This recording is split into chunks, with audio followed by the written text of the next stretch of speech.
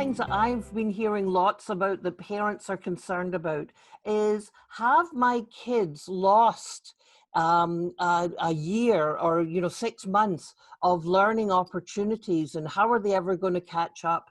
And I think what's really important to me is to be thinking not so much about what the kids didn't learn, but what did they actually learn while they were off, not necessarily limited to the school curriculum, but what are some of the other life lessons that they've learned during this time? So I think we need to rethink what is our view of the learner, because if we think that they have to get these curricular expectations by this point in time, then we're not really including the fact that each child is individual and has their own capacities and capabilities, and that they have a natural drive to grow.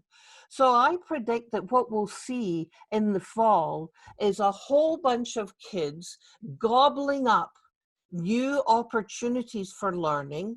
There's going to be a certain smaller percentage of kids who are going to be struggling. But you know what? We have fantastic educators in Canada. And when we think about education for the whole child and for every child, then our educators come in and say, what are you great at? What do you love to do? And they use that avenue to help the kids connect in.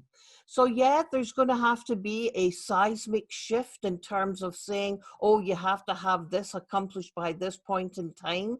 And we're going to have to just go with the flow of that. But remember, growth and development happens over a very, very long period of time. And what's most important is that our kids love what they're learning, get engaged and excited about what they're learning, and that way they can change their world to change the rest of the world.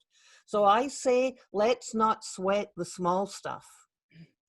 I couldn't agree more. And I mean, when you think about that innate drive to learn, that curiosity, that sense of discovery, that is an unstoppable force. Not that we'd want to stop it, but it's like, it's going to explode into the classroom and into life anyways.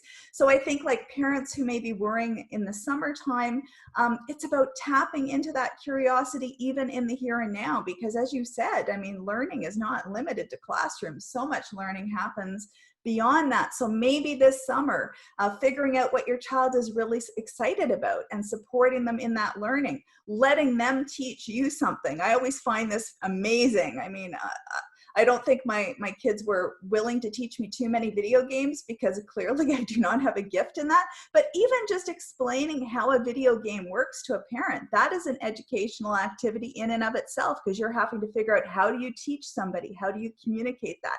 And of course, when we're outdoors, being curious about what we're seeing in nature. I saw a very strange bug on my screen this morning, and I want to Google it and find out. Part of it's worry about climate change. I want to know if that bug should be here, but it's also curiosity. So it's a lifelong force, that drive to learn. And it's just a case of getting out of the way and letting the kids do the learning and lead us in so much important learning as well. Oh, love it. Let the children lead us. I love it, Anne.